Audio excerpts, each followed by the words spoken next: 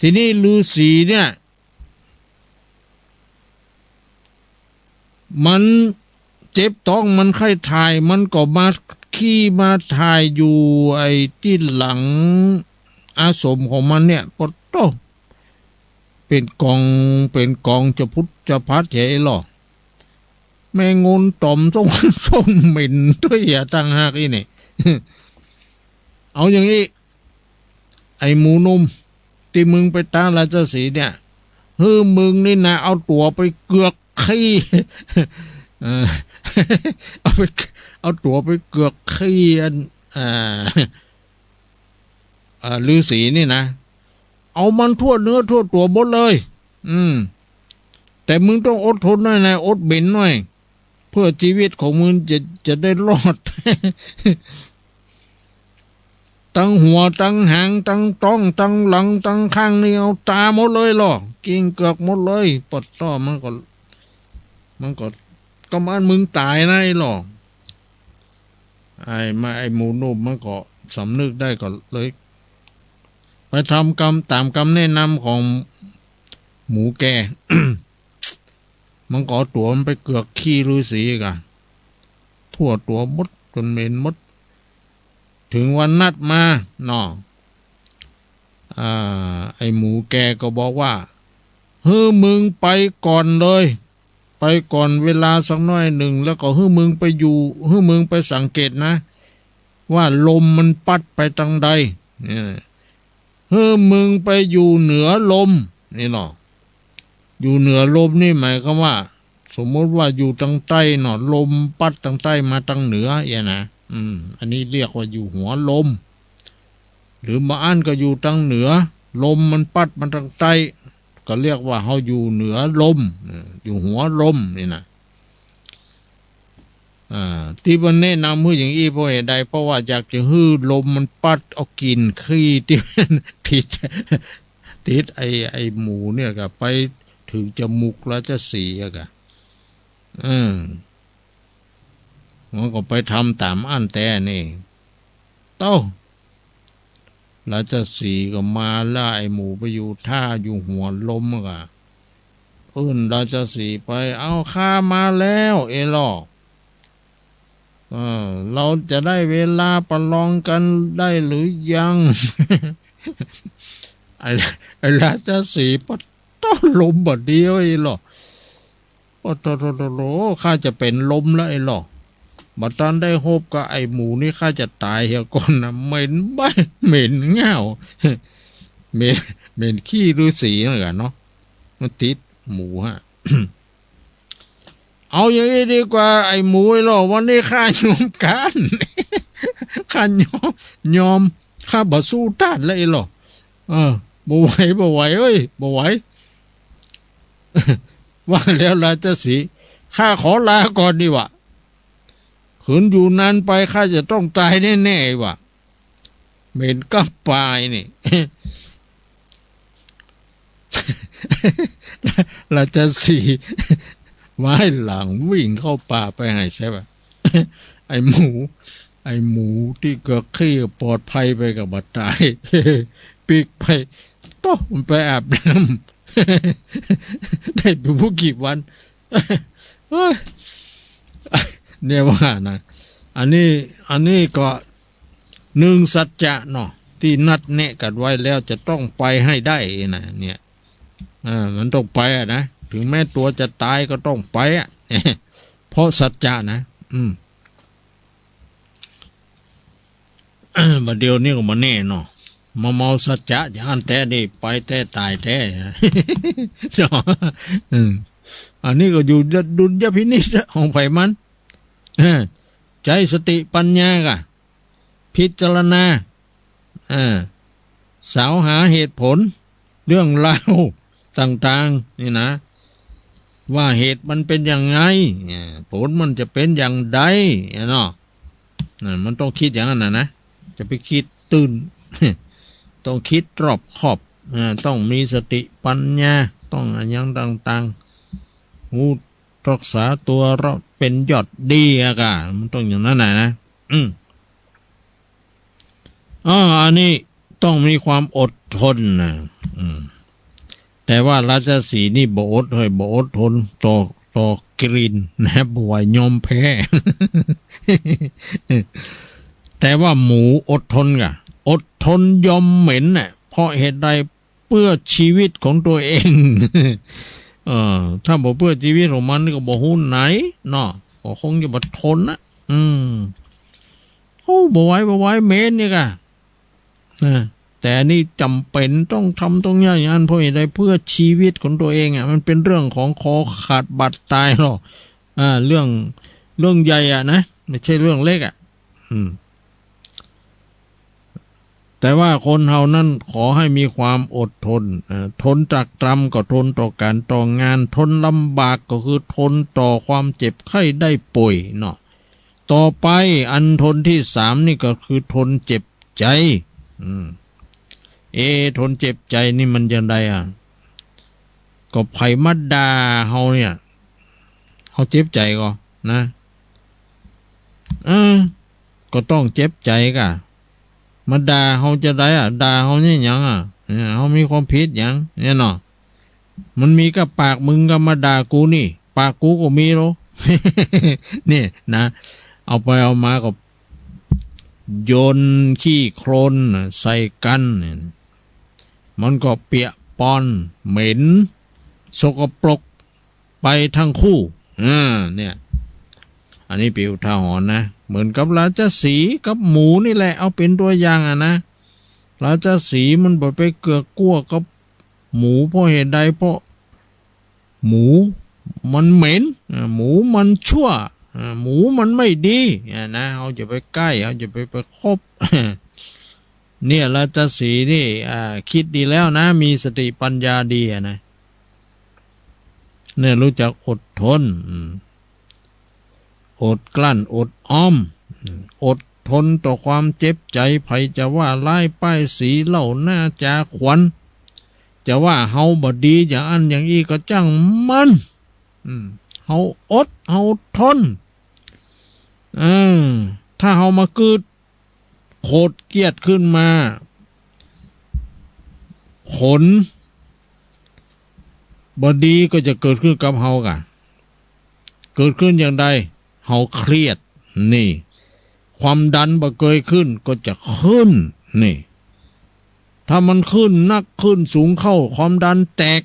นี่เฮาจะเป็นอย่างใดเป็นอัมพาตแน่ก้นลงแขนมือง่อยอ่อนลุกบ่ได้แล้วตายเพิกนั่นน่ะเนี่ยนะบ่ฮู้จักปงจักวางนะแล้วก็ไปเสาะหาเรื่องหาราวนะจากเนี้ยบ่ทนเจ็บใจนะก็อาตมาเคยบอกแล้วเนี่ยเนาะว่าใครจะว่าอย่างไรก็จ้างเขาปากเขามี ปล่อยเขาว่าไปเฮาบ่ยินดียินร้ายเฮาเป็นทองไม่รู้ร้อนเสียอย่าง ใครจะทำไม่ผลสุดท้ายเฮาบอกขยับขยื่นเฮาบ่โต้บ่ตอบบ่หยังกับเนี่ยนะความทุกข์มันอยู่กับคนนั้นนะมันไม่ได้อยู่กับที่เฮานะไม่ได้อยู่กับเฮานะเฮาสบายโปร่งโล่งเตียนความดันก็ไม่ขึ้นเพราะเฮาไม่โกรธเพราะเราไม่โกรธเราไม่เครียดกับปัญหาอย่างต่างๆเรารู้จักละวางไม่มีอุปทานในการยึดมั่นถือมั่นอย่างใดๆทั้งสิ้นเนี่ยนะสบายนะเขาล้อไปได้เขาไม่สบาย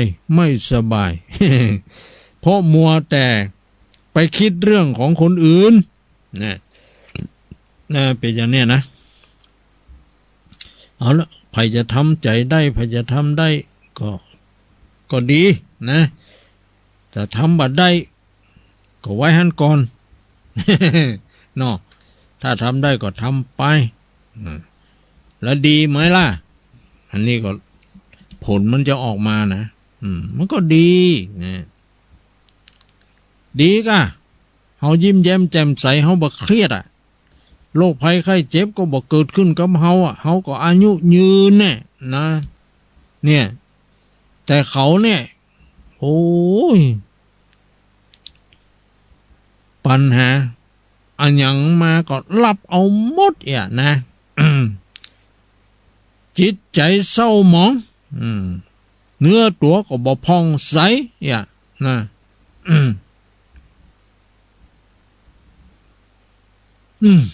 อายุก็สั้นปันตายแน่นอนมันเป็นอย่างเนี้ย คนเขาเนี่ยอย่าไปเครียดนะถ้าเครียดแล้วโอ้ไปเลยถ้าเครียดบ่อยๆเนี่ย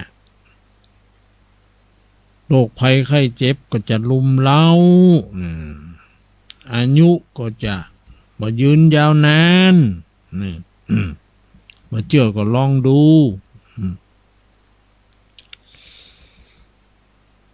นี่ต้องมีขันติต้องทน3 อย่าง1ทนต่อการต่องานตักต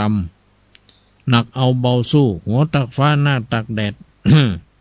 2ทนเจ็บใจทนลำบากเวลาเจ็บไข้ได้ป่วยก็ทนเอาพ้องจะไปใจอ่อนจะไปขี้แย่ ทนเจ็บใจก็คือทนต่อคำคลหานินทาว่าร้ายป้ายสีของคนอื่นเฮาบ่ตอบบ่โต้เฮาอย่างเฮาทนเฮาอดนี่เรียกว่าทนเจ็บใจนี่เฮาบ่เจ็บเฮาบ่เจ็บใจเฮาสบายใจนี่นะนี่โอ้ถ้าทำได้อย่างนี้ยอดเลยสบายเลยนะได้ชื่อว่ามีขันติธรรมอยู่ในใจนี่รู้จักอดทนอดกลั้นอดออมต่อกิเลสตัณหาความโลภความอยากได้อันยังต่างๆก็รู้จักยับยั้งชั่งใจไว้พ่องนะจะไปตามใจตัวเองจนเกินไปมันจะทุกข์มันจะมีปัญหาติดตามมาทีหลังเนี่ยเนาะ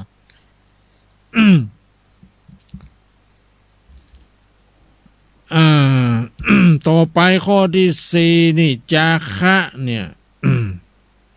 จาคะนี่แปลว่าอะไรจาคะนี่แปลว่าการสละทานะนี่แปลว่าการให้เนาะจาคะนี่แปลว่าการสละ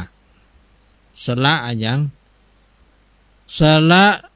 ทรัพย์สิ่งของเงินทองอันอย่างต่างๆให้แก่ผู้อื่นและฮือแก่สังคมฮือแก่วัดวาอารามฮือแก่โรงเรียนฮือแก่โรงพยาบาลนะสละได้นะแต่เจ้าบ่ายโมงไปถึง4 โมงเย็นวันนี้ได้ไปประชุมร่วมกับท่านนายอำเภอหมอโรงพยาบาลผู้อำนวยการโรงพยาบาลแล้วก็คณะกรรมการกำนันหลายหน่วยงานนะที่ประชุมกันเกี่ยวกับเรื่องโรงพยาบาลที่สร้างอาคารขึ้นมาใหม่นั่นนะ ขาดเครื่องมือการแพทย์เนี่ยเนาะที่จะเอาไปใช้ในห้องในอย่างต่างๆนี่ก็เลยมาระดมทุนกันระดมทุนกันทั้งพระสงฆ์องค์ข้าเจ้าภายในก็มีเจ้าคณะอำเภอฝ่ายมหานิกายคือเจ้าคณะอำเภอเวียงป่าเป้าเนี่ยและเจ้าคณะอำเภอฝ่ายธรรมยุทธเนี่ยนะ ได้ไปปรึกษาหารือร่วมกันระดมทุนกันไปแล้วครั้งหนึ่งที่สร้างอาคารเนาะคณะสงฆ์อำเภอเวียงป่าเป้าก็ร่วมปุ้นไปอยู่600,000 บาทความจริงของครูเจ้าแต่300,000นั่นมีโยมเอาถวายคือตุเจ้า ตุเจ้าก็เอาไปแปลงไปเป็นเจ้าภาพห้องห้อง600,000 บาทเนาะทีนี้ได้กะห้องเห็นมั้ยอุปกรณ์การแพทย์ไม่มีแล้วจะทำยังไงเนาะผลสุดท้ายก็เพลทอีจันนะก็ทุกคนก็คงจะทราบดีนะคำว่าเพจอีจันนี่หมายก็ว่าเขามีสมาชิกเขามีอย่างอยู่เนาะก็ไปเล่าความเป็นไปเป็นมาความต้องการเงินที่จะเอามาเป็นเครื่องมือการแพทย์เนี่ยจะได้เพิ่งก็มาดูมาพอเพิ่งก็หันสมตามความหันสมตามความเป็นจริงได้เดี๋ยวอันเพิ่งก็ไปโปรโมทในโซเชียลในอย่างเนี้ยนะก็ไปบอกกล่าวนะคือคนที่เพิ่นมีใจสละเนี่ยหุมกินหุมตันเนี่ยเนาะอย่างที่ว่าเขาอู้ที่เรื่องของสละนี่นะจาคะเนี่ยแปลว่าการเสียสละเนี่ยเงินเงินก้าอุปกรณ์การแพทย์เนี่ยขาดไปอยู่14 ล้าน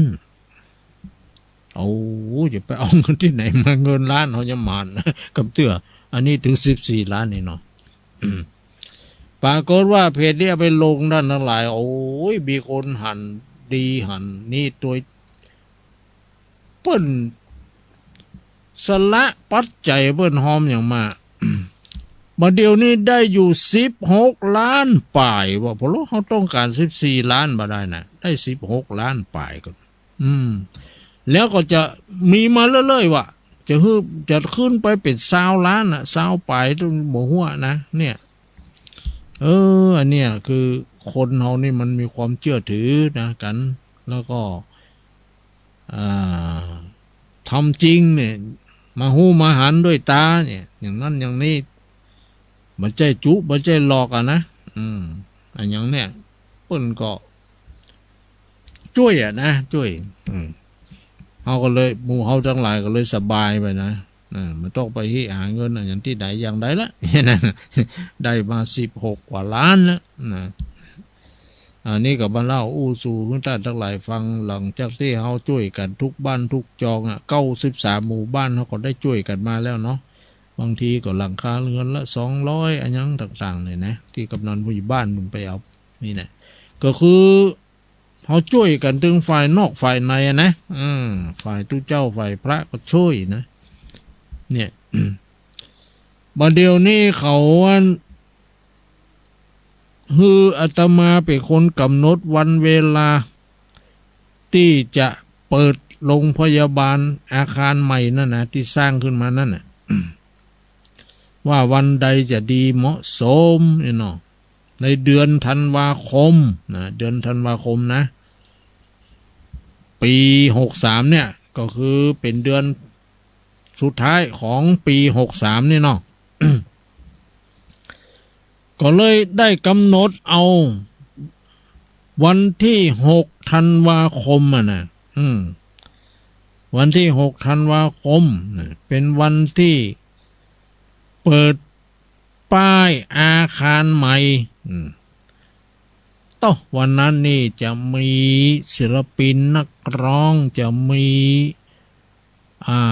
ดาราจะมีอย่างมาร่วมกันเยอะแยะหลายนะเป็นงานใหญ่พอสมควรนั่นแหละที่จะเปิดอาคารใหม่อาคารผู้ป่วยเนี่ย ของโรงพยาบาลเวียงป่าเป้าเนี่ย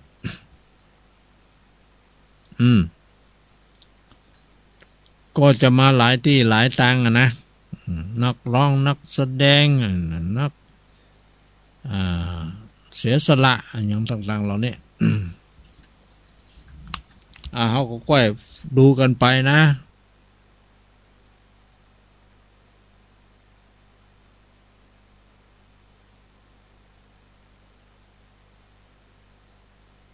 พอเป็น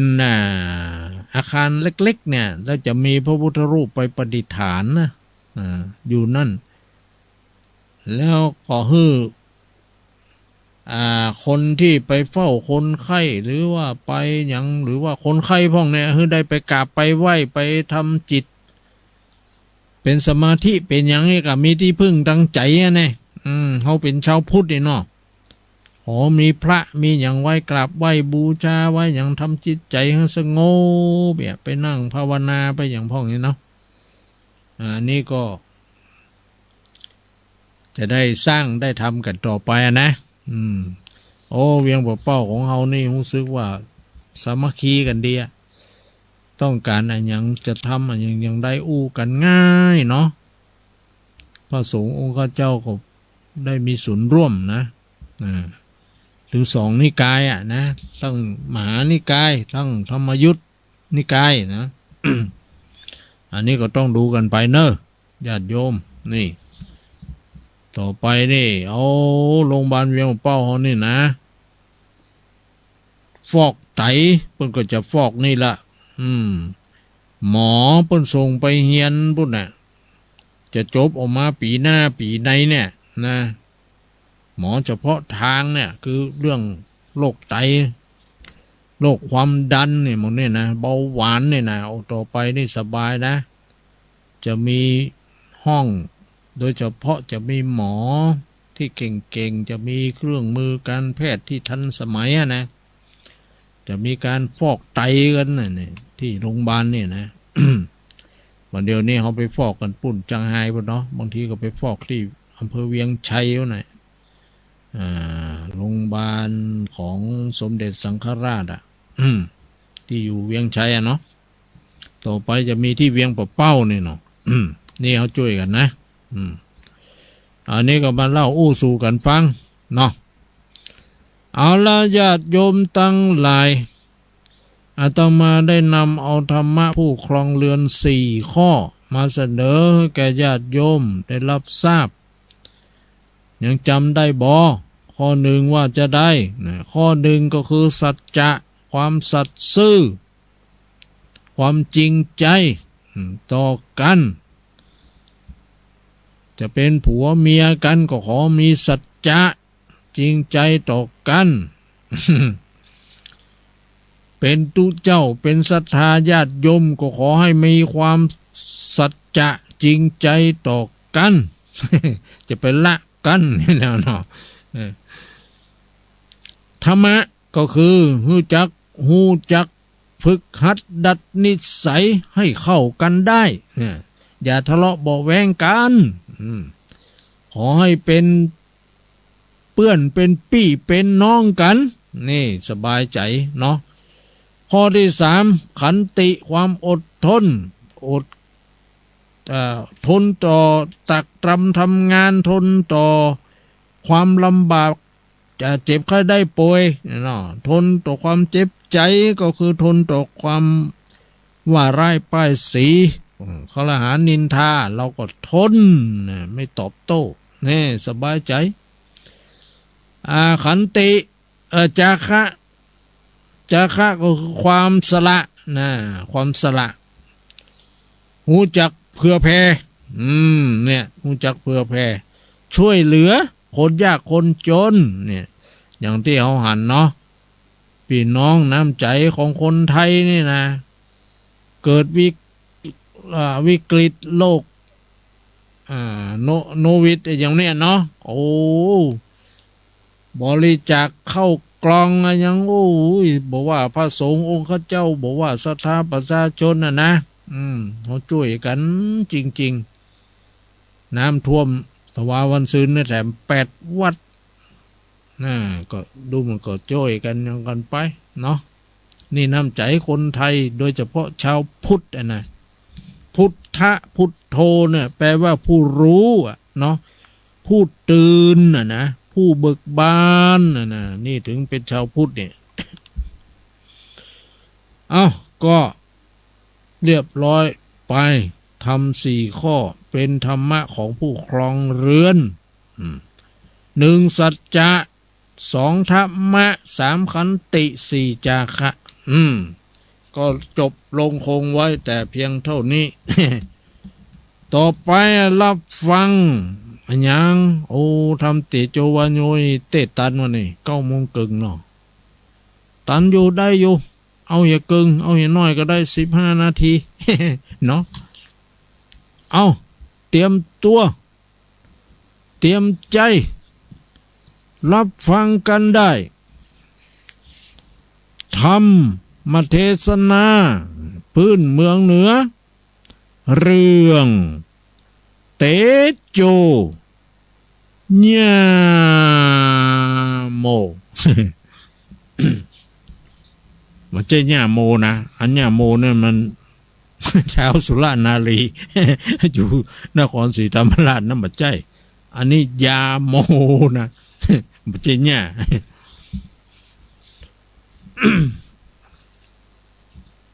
เสียงดีอะไรหมดก็ฟังกันไปเนาะแต่เอาคงจะบะเทศให้มันจบนะอาจจะเทศแบบว่าไปสักกึ่งหนึ่งนะเพราะว่าเอาจบนี่มันเวลามันไม่พอนะมันบ่พอเนาะเขาก็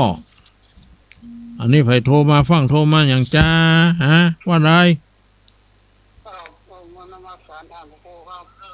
ว่าไร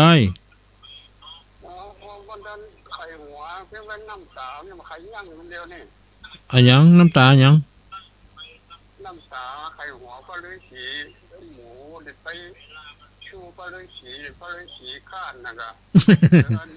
ข้านหมูไข่หัวน้ำตาพอออกข้าวมันมีนโยบายอย่างแต่จะได้แต่แล้วจะสีจะได้นั่นก็จะเป็นช่องก็อยู่หัวล้มอยู่ต่ำไกลนั่นก็ตึงโซ่แล้วเนี่ยป้อเนอเดี๋ยวจะเทศทำมือฟังเนอเดี๋ยวก่อนเทศแต่น้อยเทศโจวานโย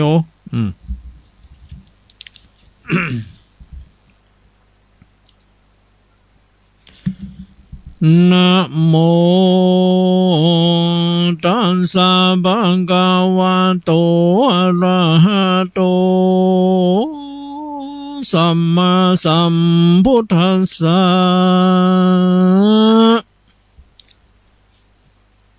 ธัมมาจาริสุขังเสติสาทาโวดุราสัพปุริสาตังหลายสัทธาอันว่าพระสัพพัญญูตนเป็นครูวิเศษตัดกิเลสได้แล้วจริงใดชื่อว่าเกี่ยวสัพพัญญูปังเมื่อใดฉันจีนหมูง้วนเขาพระเป็นเจ้าปันเววนมานมาผจญตอบสายปิดงวนร้ายสว่านในองค์ต้านจะได้ปงสังขารไกลจักอย่านิพพานมารอดจริงป้าเอาพระอานนท์ยอดผู้น้องเสด็จจากห้องวิหารเหาะบินสานยามรุ่งค่อนไปรอดห้องดงดำเพราะเวรกรรมมารอดจริงยังจอดอยู่ฝั่งน้ำกงกาพระพุทธายินลำบากปิดงวนหากเหลือใจจริงอานนท์ไปตักเอาน้ำใกล้ฝั่งก้ำนาทีพระอานนท์ก็ย่ออัญชรีกราบไหว้รับเอาบาทแห่งพระเงาไทยไปสู่แม่น้ำกงกามาปุ่นดีสังกาใจเจนลำหันแม่น้ำขุนมัวดำจิงตักเอามาตั้งขุนโดยมุกมุ่นมัวดำจิงตักขึ้นมาปลายโบนน้ำอันนั้นก็บันดลใสดังเก่าจิงตักเอาน้ ำแถมเหล้าน้ำก็ซ้ำมาขุนมัวดำ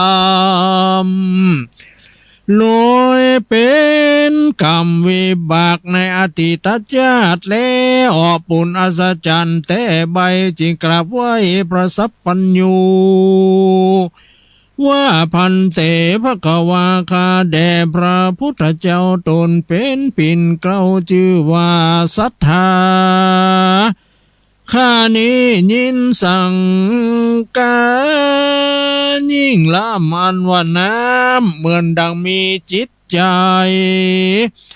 ยามเมื่อข้าลงไปก็หันคุณเป็นมุกมุ่นมัวดำกันตักขึ้นมาแต่ก็หันใสงามจะจรผู้ข้าบ่อนเกยหัน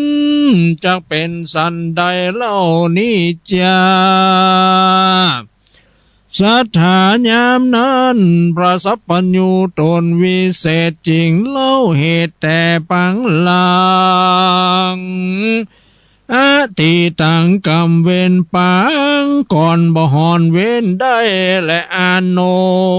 นท์ด้านจุงด้านจุงหนขึ้นไปตักเอามาเตอะเฮาจักฉันบัดนี้แลพระมหาอานนท์จริงไว้ว่าพันเตคาแด่พระพุทธเจ้าขอจงเทศนาเล่าอติตาไขขีญาเวนและกรรมอันได้กระทำมาปางก่อนฮือแก่ผู้ขามอนได้ฟังจำจื่อไว้เป็นไม้ไตสองโลกาจุงคุณนาแดดเตอสถานว่าพระพุทธเจ้าก็จริงเทศนาว่าดูราอนันตะอติเตกาเลในกาละอนันต์ล่วงแล้วยังมีสหายเกี้ยวสองคนได้เอาตนไว้หน้าจุติจากจันฟ้าเมืองโบละเอาตนลงมาเกิดในกำเนิดเมืองโคนตุกอับจนล้ำยิ่งบ่มีสมบัติค่อนขิงสักอันปีเดือนและวันปันควายหญ้าเมื่อสองเจ้าใหญ่ขึ้นมาจึงได้จ้าไห้ลอเอากันเป็นแก้วต่อสหายว่ากันสองเฮาใหญ่ขึ้นมาปลายนา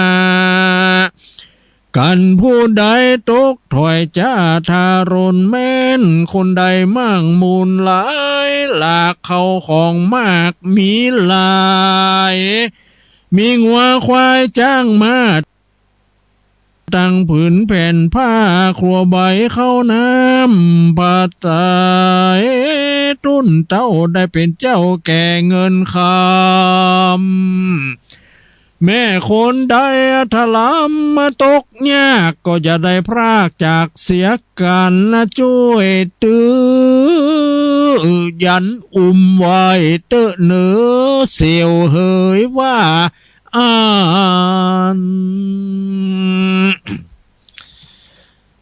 อันนี้ก็มีเตโจกับญาโมนี่เนาะเป็นเพื่อนเดียวเสียวกันแล้วก็ได้อู้กันไว้ว่าถ้าเฮามั่งมีสีสุขก็ดีหรือทุกข์ยากอยากกันอย่างใดก็ดีเฮาจะต้องช่วยเหลือกันนี่นะเขาจะต้องช่วยเหลือกัน ตะโตปัญญาญาแรงแต่นั้นไปนาสองขาก็จำเลินไว้ญาส่วนปิดตามันดาทั้งสองฝ่ายก็มาใส่ชื่อเด็กน้อยว่าเตโจผู้หนึ่งใส่ชื่อว่ายาโมสองสหายใหญ่โตเป็นหนุ่มนา ก็ได้ภริญญาเมียในคุ้มเศรษฐีเตโจได้เมียดี ชื่อว่าจันตา ส่วนยาโมได้เมียชื่อว่ามาริกาแล้วเอามาอยู่สร้างเตโจแปลงบ้านกว้างอยู่โหนวันตกส่วนยาโมอยู่โหนวันออกแห่งบ้านเศรษฐีก็มีหันแลป้านดังเตโจกับนางจันตาสองภริยาผัวเมียกู้นี้อยู่ฮักแปลงกันลำเลิศเป็นผัวเมียพระเสริฐหนักหนาเป็นกู้มั่นกันมาแต่ชาติแล้วเป็นผัวแก้วเมียแสงบ่นายแหนงละขว้างเขานี่จ้างเสาะหาการมีความหันถูกต้องดังพี่น้องสืบสายมามีกำจ่าอ่อนอ้อยปากตันถ้อยเพราะม่วนฟังละล้วนหวนใจบ่มีภัยไหนเปรียบได้นางจันตานาถไทยแม่เฮือนดีเป็นยอดนารีจบฉลาดเมื่อความโจรมาปาดถูกต้องบ่จมฟ้องแก่เตโจดับโกโทคิ้วโคตรกัวเป็นโตดแก่ตัวนางบ่โจดกรรมมาพลางจูหลอกบ่คิดนอกใจผัวบ่เมามัวแอวเล่นเอาตัวหลีกเว้นอบายมีความละอายต่อบาปอยู่ตามสุภาพแม่ยิงดียามเมื่อเอากันหนีมาอยู่มาปลูกบ้านอยู่หัวตีสองคนนี้ก็บ่มีสั่งสักสิ่งทุกลำยิ่งเหลือเขาบ่หูเบาใจง่ายเล่นจูไม้มายายามเมื่อผัวกลับมารีบแต่งต้อนบ่ฮือเดือดร้อนแก่สามีจากกำดีอืดอ่อนบ่เดือดร้อนรำคาญตุกแต่งดาอาหารคาบเข้ายามแจ้งเจ้ากวาดเฮือนจานเป็นนิจการบ่ขาดหนังบ่ประมาทละสายามข้ามมานางก็กวาดเข้ายามแจ้งลุงเจ้าก็กวาดลงไปเป็นหม้อไหถ้วยถาดล้างสะอาดหือหมดใสตั้งเตาไฟปื้นเหือนและห่วงบานนางบ่ขี้คลานกระทำการส่วนนาบัวบานเตโจโตนเป็นผัวแห่งนางได้กระทำการก่อสร้างยะแป่งบ้านรวมขัวหวังเอาตัวและครอบครัวอยู่สุขสบายในวันนาโอดลำบากเวียการอยู่จุวันยามบ่ขาดก็มีแลอันนี้ก็เป็นเรื่องของเตโจนี่เนาะไปได้เมียชื่อว่านางจันตาเนาะโอ้เปิ้นเป็นกู้ผัวตัวเมียตีฮักกันเป็นบุพเพสันนิวาสได้ทำบุญร่วมชาติได้ตักบาตรร่วมขันกันมานะนี่เกิดมาแถมชาตินี่ก็ได้มาปะมาพบกันก็ได้แต่งงานกันเป็นผู้ผัวตัวเมียเปิ้นก็ฮู้จักหน้าที่ของกันและกันตั้งแต่เอากันนี่บ่มีการผิด สักเตือวะบ่มีการด่าบ่มีการว่ากำแหงกำหยังคือกันกำเตือวะอู้กันม้วนนี่วะนะอู้กันนุ่มนวลมันจะมีสักกี่กู้ผัวตัวเมียเนาะที่ทำได้อย่างเอียนะ ส่วนแม่ปากปะเล่นเนาะ กำให้กำมัน บางคนก็ได้ผัวดีแต่พับตายิบ ถึงบอกปากสวกแข็งฟังกับเมียตัวเห็นนะก็ว่านนสอนง่ายหรอกเมียบางคนก็ดีนะรู้จักการงานแม่หอแม่เฮือนนึ่งเข้าเป่าไฟเนาะ บ่ได้ร้อนห้อนใจหยังผัวไปทำการงานมาอิดอ่อนมาก็ได้กินมาก็ได้อาบน้ำก็มีหั่นหมด เนาะนี่ดีเนาะ อันเนี้ยเป็นตัวอย่างที่ดีนะนางจันตาเนี่ยอยู่ตามสุภาพของแม่ยิงที่ดีฝ่ายยาโมก็เป็นผัวที่ดี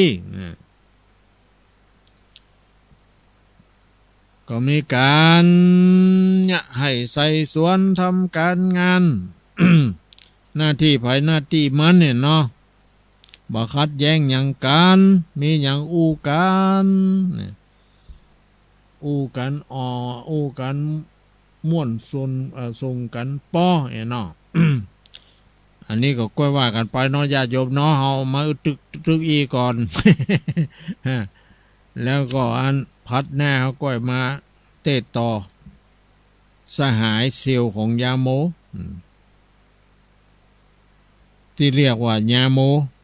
เมียชื่อว่ามาริกานะผัวเมียคู่นี้เราจะเป็นอย่างไรพ้องนี่เนาะจะดีก็บ่ดีเขาก้อยฟังกันต่อไปนะในวันผัดหน้า วันผัดหน้าวันนี้เต้าอี้ก็วางลง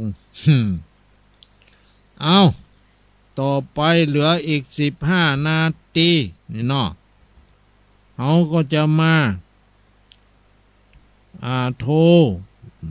แจ้งการรับฟังรายงานว่าเป็นจะใดที่ได้ฟัง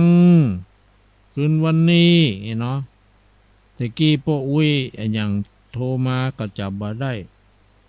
ไข้หัวเป็นน้ำหูน้ำตายวะ หมูก็ราชสีห์พบกัน เนี่ยราชสีห์นี่เพิ่นบอกคบคนพาลเนาะไอหมูนี่มันเป็นคนพาลคบไม่ได้ มันเอาขี้มาแปดเนื้อแปดตัวมัน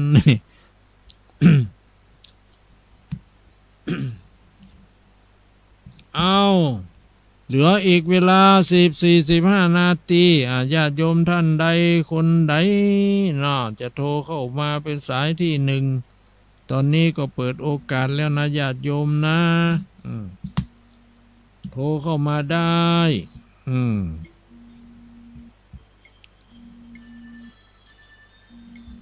เดี๋ยวก่อนเนอะเขาก็ อันนี้มาแล้วบอสายนี่สายหนึ่งอะโลว่าได้จ้าเจ้าตุลูจากไหนฮะจากบ้านจินแม่เจนจิลาเจ้าบ้านจินอำเภอดอกคำแม่เจนจิลาบ้านเป็นอำเภอดอกคำไส้จังหวัดพะเยาเนาะแม่เนาะเรานั่นน่ะเป็นจังหวัดเป็นชมพูน้ำตายังตุ้ยยังผงไม่สบายว่าจะได้โอ้เหตุแต่เหตุผลเนี่ยจะปอุ้ยว่าแล้วต้องเป็นน้ำผูน้ำตาปอุ้ยว่าจะทำให้หัวปอุ้ยแล้วบ่ว่าได้ปอุ้ยให้หัวเป็นห้องน้ำตาน้ำตีว่าอยากหัวไฟไปหันนักไปหันนั่งไปหันจะได้หนังนั่นเนาะหันแค่หูบจ้ะหันแต่หูหันได้หนังสิเหมือนกับบ่หูเนาะมีไผยืนยันแน่นอนได้ คือรู้ว่าเป็นยักษ์นี่ก็แล้วกันเนาะ มันก็ว่าหันมาได้มาหันตั้งกัน นะครับ ถ้ามันแอนดูมัวแอนดูเนาะอ๋อมามันเจอกินแป้นแม่อ๋อแม่จะทักถึงกันยังไม่รู้ที่หลอกคนฟังคนเนาะว่าแล้วเนาะมันทักแม่กันแต่ก่อนเพิ่นมีสัจจะโลกเพิ่นบ่จุบ่หลอกกันนะกันนัดตายเป็นตายเพิ่นไปตามนัดเนาะว่าป้าลงมาเหี้ยเสือก็ไม่ได้กินเนาะครับนั้นเจ้าขยะที่ว่าไปเอาอันมาตูนมาอ๋อเพิ่นจะครั้งต้องกันแท้เจอกันแท้เนาะปล่อยมาอยู่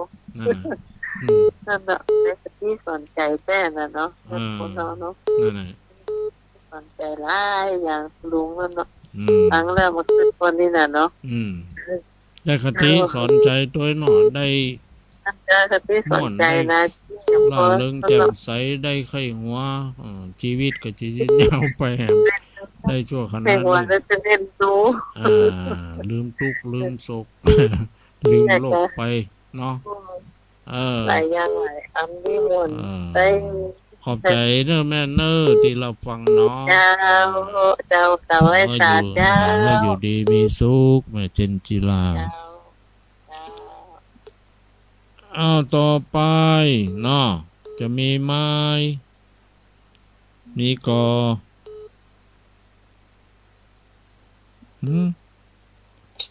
อมาแล้วกะเจ้ากับไอ้สาเนอะตัวลุงที่ไหนหาพุทธเดินรอก็หาที่เนาะมาเจ้านั่นศิลปรสีเตี้ยนั่นห้องละปูนเนื้อเน้อ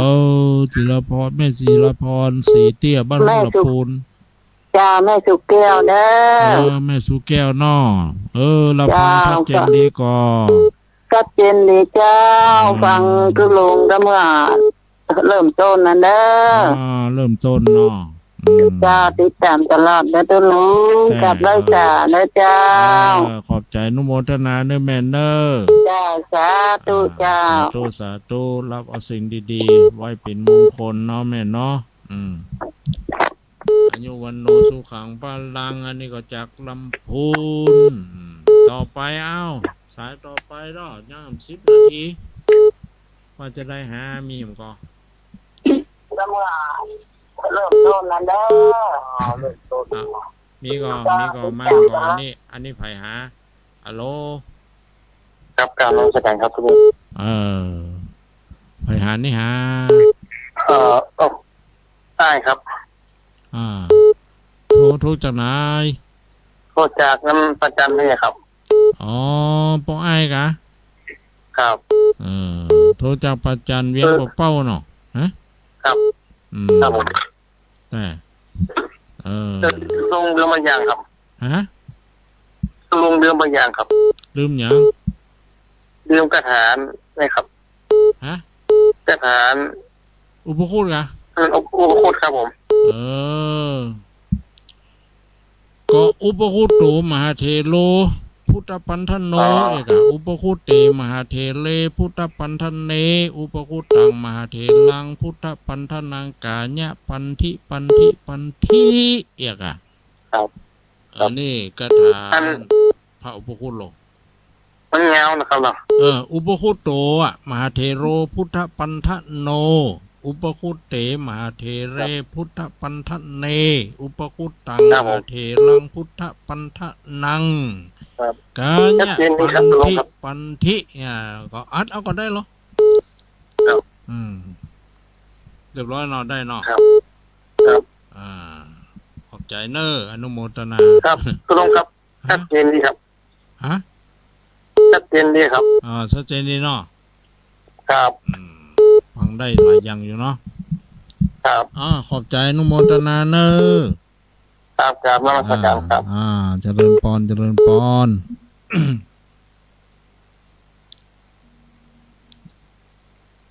นี่มาอีกหนึ่งสายเจริญพรมาจากการทางพระครูครับเจริญพรพระอานนท์ใจพระพุทธเจ้าใจพระอานนท์ไปตักน้ำสว่างเปลี่ยนผ่านไปอยู่ยกเนี่ย ไปจับเขาว่าขัวน้ำคุณเนี่ยความจริงน้ำใสสะอาดจะเดียวเป็นน่าจะจันได้เนาะมันเป็นนั่นเป็นกรรมของเพิ่นมันเป็นนิมิตกรรมอย่างหนึ่งที่มาปรากฏอันนี้ก็เป็นกรรมอย่างเขาก็ฟังกันต่อไปครับมันก็มีต้นมีปลายมีหัวมีหางอยู่ติงว่างัวปอกาข้ามน้ำไปนะงัวปอกาข้ามน้ำไปเอาน้ำมาคุณเนี่ยจะได้ว่าคุณไปตักมาเราใส่สะอาดตั้งสีน้ำคุณนะนั่นแหละมันเป็นอัศจรรย์ของเปิ้นเนาะอัศจรรย์ของเปิ้นกับวิบากของเปิ้นตะกี้พ่อก็โทรไปเป็นสายแรกตะกี้ว่าไข้หัวนะแต่พ่ออยู่ที่สันติสุขสันติสุขไหนนี่ครับเมืองปานกะที่ไหนสันติสุขไหนหมู่บ้านสันติสุขตำบลเมตดีเนี่ยเพียงเป้าเนี่ยเนาะที่เมตดีที่ลุงวัดพระธาตุเนี่ยนะแต่บางท่านก็ครูเป็นเพื่อทั้งบางท่านก็ครูเป็นประจำหรอกอนุโมทนาสาธุเนปเนออยู่ดีมีสุขครับสายต่อไปเนาะบางคนเพิ่งก็ใครโทรเอาวัดจะได้โลเจริญปอนมีก็